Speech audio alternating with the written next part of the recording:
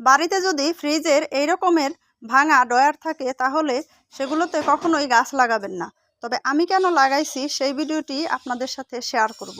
এই ধরনের ট্রেতে গাছ লাগাবেন না মানে পার্মানেন্ট লাগিয়ে রাখবেন না, তবে এগুলো বীজতলা তৈরি করার জন্য পারফেক্ট। সরাসরি মাটিতে বীজ অথবা কলম যদি করা হয় তাহলে চারা হবার পরে সেটা তুলতে গেলে গোড়ার মাটি নরম হয়ে যায়। এই ধরনের ভাঙা ড্রয়ারে আপনারা যদি বীজ অথবা কলম করেন তাহলে সেটি খুব সহজে তুলতে পারবেন এবং অন্যত্র লাগাতে পারবেন। তো এই ড্রয়ারে আমি কিছু গোলাপের চারা কলম করছিলাম। এখানে অনেকগুলো চারা ছিল, তো একটি গোলাপের চারা এখনও আছে। এই চারাটিকে আজকে অন্যত্র লাগিয়ে দেব। তো এখন শীতকাল আসতেছে সামনে, এই গোলাপের গাছের অনেক কুশি বের হবে এবং যত বেশি কুশি তত বেশি কুড়ি, আর যত বেশি কুড়ি তত বেশি ফুল। তো আপনারা এখন বেশি বেশি গোলাপ গাছের পরিচর্যা করবেন, যেগুলো অপ্রয়োজনীয় ডাল আছে সেগুলো ছেটে দেবেন, তাহলে দেখবেন আপনার গোলাপ গাছটি এই শীতের সিজনে একেবারে ফুলে ফুলে ভরে উঠবে।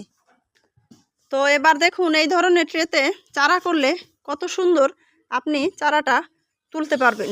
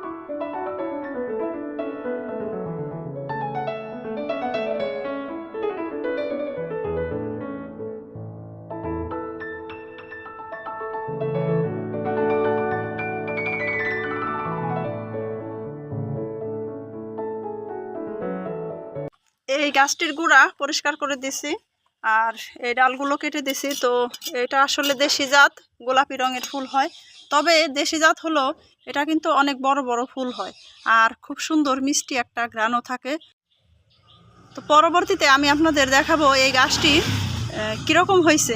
তো সেই পর্যন্ত আপনারা সবাই ভালো থাকবেন, আমার চ্যানেলটাকে সাবস্ক্রাইব করবেন, সবাই আমার জন্য দোয়া করবেন। সবাই ভালো থাকবেন। আল্লাহ হাফেজ।